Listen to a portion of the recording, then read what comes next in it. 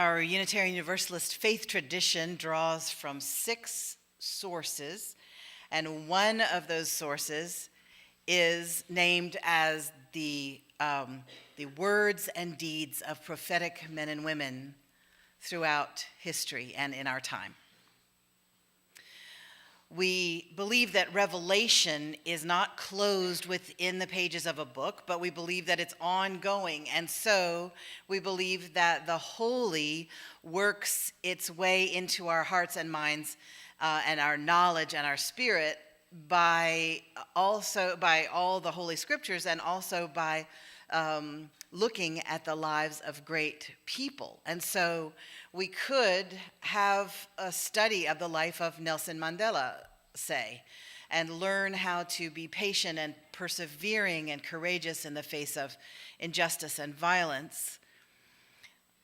Today, we're going to hear about one of our prophetic people, the man who brought universalism to these shores, and his name is John Murray.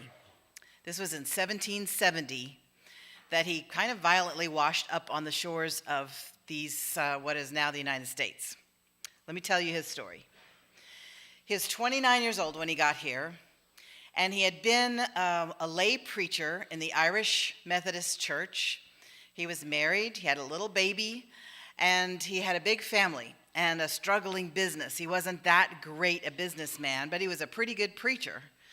But business is where he got his money, so he had some of it, but he was forced to spend it on medical care for his family who got sick, and there were lots of doctor's bills to pay, and he ended up in debtor's prison because of all the medical bills that he had no money to pay.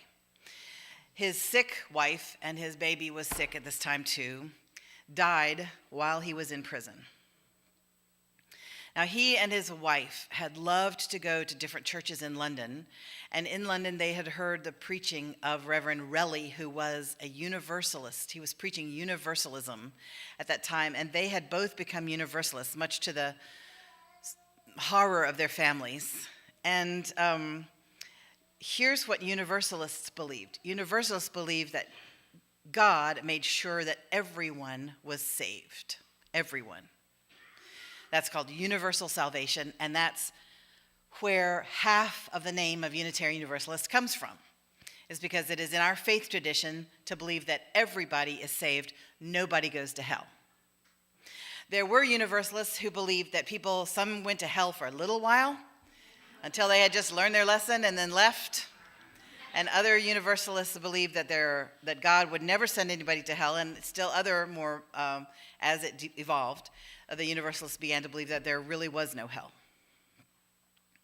So this man who had fallen in love with Universalism was a lay preacher and had his heart broken, came to the U.S. His brother-in-law had bailed him out of debtor's prison and said, why don't you just make a new start? Well, he just wanted to disappear, and in those days there was a place to go if you wanted to disappear. It was the New World. And I think it cut way down on the suicide rate, because I think that when you have that urge to just end everything because you've messed it up so badly or because it hurts so much, really what your body and psyche are telling you is that really part of your life does need to be killed off, just not the whole thing. And so if you wanted to just kill off the former part of your life, you just came to the New World and started again. Many, many people did that. John Murray was one of them.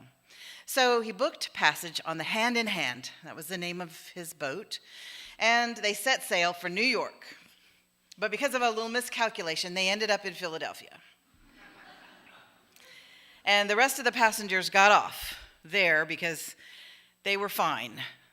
I don't need to ride the rest of the way to New York with you. I'll just take an overland conveyance. You're fine, captain of this boat and everything, but we're not getting back on.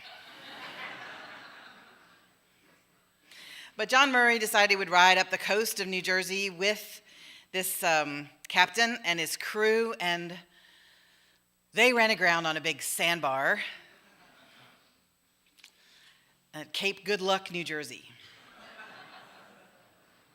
Yes. There's irony in it.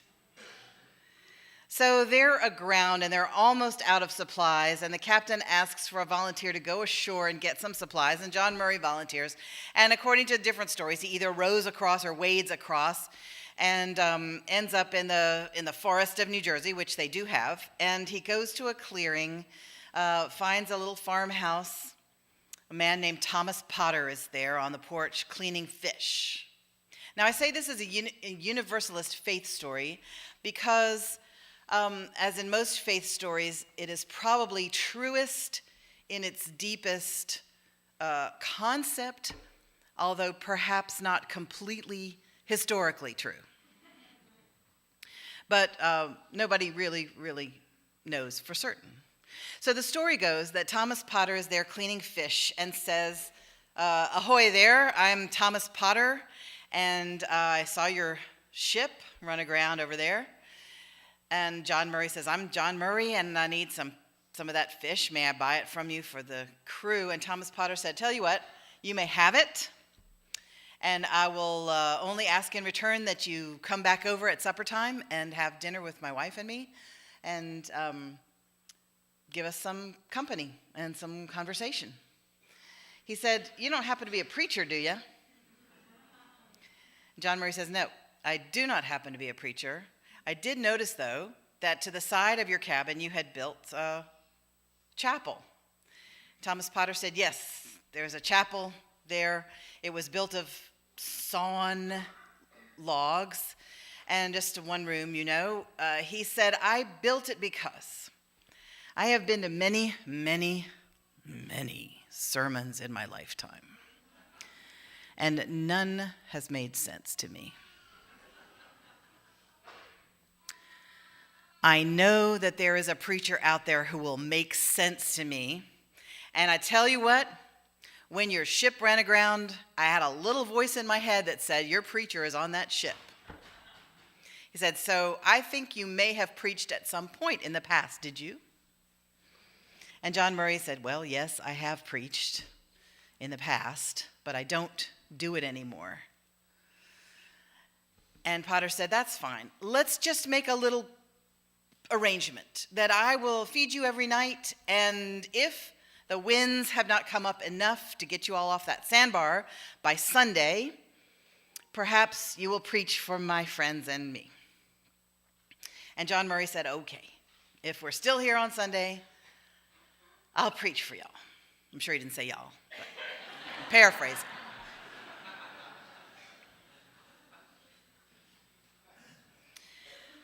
So every night they had good conversation and they had fish and whatever else. And on Sunday, John Murray preached the first Universalist sermon on these shores. And it was quite a hit with Thomas Potter, who said, "Finally, this makes sense." Because their hell was so much a part of almost every sermon in the 1700s. Hell is what people believed kept you in line ethically. No one could understand how a person could behave well without the threat of hell hanging over you. They did not understand how the locus of an ethical sense could be enough to keep you living a good life without being scared of being burned to death, or burned beyond death, forever and ever and ever by God. People have been fighting about this forever, since the early church, not forever really. But there was an early church father named Origen of Alexandria, and he taught that he believed people are born innocent with free will, when everybody else was teaching that people were born fallen because of Adam and Eve's story in the garden, that people had the knowledge of good and evil, and this somehow broke you inside, and that your whole human will was broken, and that if you followed your heart, like some hippy-dippy people say to do, you would get in trouble because your heart is deceitful and terrible. And how can you live by your conscience when it is a broken thing? And how can you even learn from nature, because nature is itself a broken thing and fallen? And Origen was teaching that the world is not wicked in itself, and that human beings are born good, and that you kind of have to be taught to be wicked.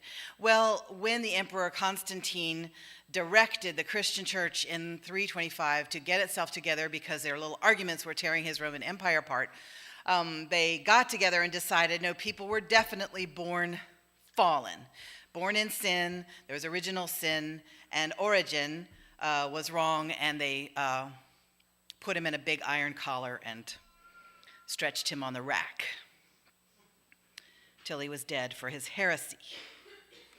Now, John Murray was never stretched on the rack, but he did lose everything before he came over here. And part of his losing his family was because he had converted to Universalism. They did not support him anymore. And so he came here really with nothing, and didn't want to start up the whole thing again.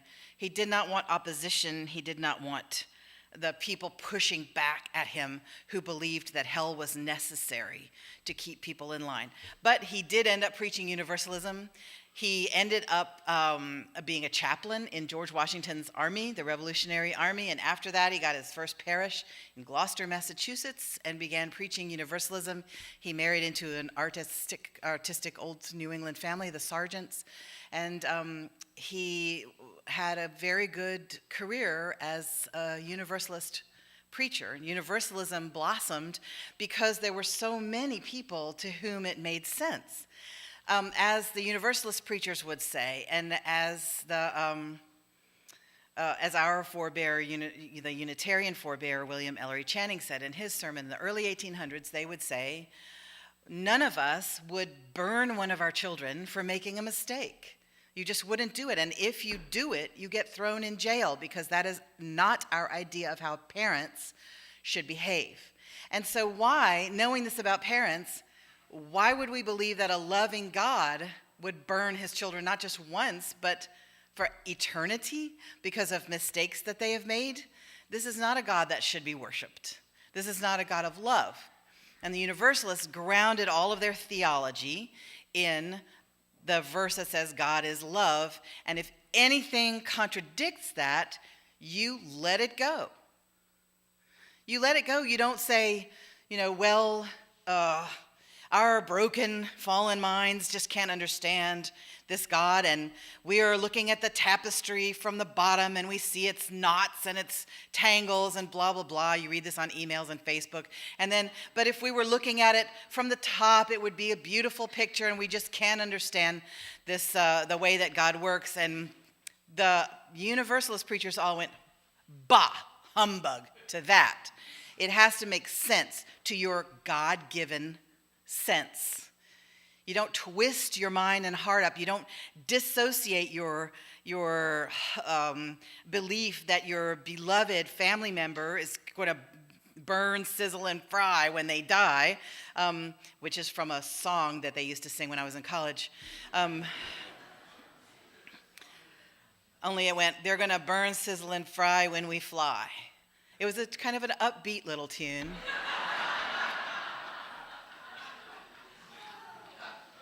But you have to do something to your mind to make a separation between I love this person and this person's going to hell. Unless you're just going to be hanging on them every moment of their life saying, please don't go to hell, please don't go to hell. Anyway, people just don't have the energy for that, so they have to believe. Or they believe that they're responsible for their children's souls and salvation, and so they throw their gay children out of the house because that'll teach them. And anyway, belief in hell makes people a little crazy, because you just have to make yourself crazy so that it doesn't destroy your life. You have to kind of believe it and not believe it at the same time. And I heard on NPR one time, years and years ago, a songwriter from Lubbock, Texas. So I'm in South Carolina. I've never been to Lubbock, never seen it. I'm imagining what Lubbock, Texas is like. I've seen it now. But as most of y'all have. So anyway, nice little town. He said, we learned two things in Sunday school in Lubbock. One is that God loves you and he'll send you straight to hell. Two is sex is dirty and dangerous and you should save it for the one you love.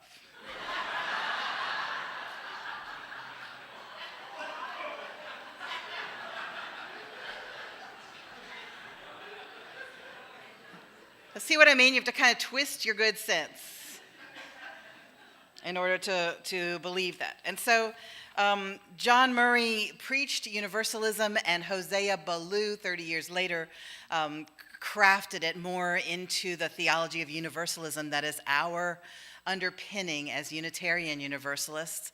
And I will preach that another time. You'll hear the stories of Hosea Ballou. But I want to suggest that perhaps John Murray is a patron saint of stuckness. That when your life is just stuck, when you've run aground and you are not moving and everything is becalmed and even the tide is not lifting you off of the sandbar, perhaps we could call out to our forebearer, John Murray, to get us unstuck and to learn from his life that when you're stuck, perhaps the thing you do is go exploring until you find the guide who will bring you back to your calling and bring you back to what you are supposed to be doing.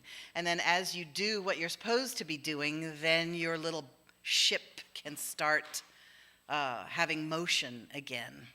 Just a thought. I love that we have, as Unitarian Universalists, the good news to say all along the highways and byways, which in Austin means parties outside and restaurants, we say at workplaces and on the street and to friends, I go to the One God, No Hell church. I explained this to the new lady who was doing my hair, who also explained to me that I needed to be saved by Jesus after she said, so what is the Unitarian church? And I just said, first of all, I said, it's not the Unitarian church, it's just the Unitarian church. Anyway, after that, we had the conversation you can imagine.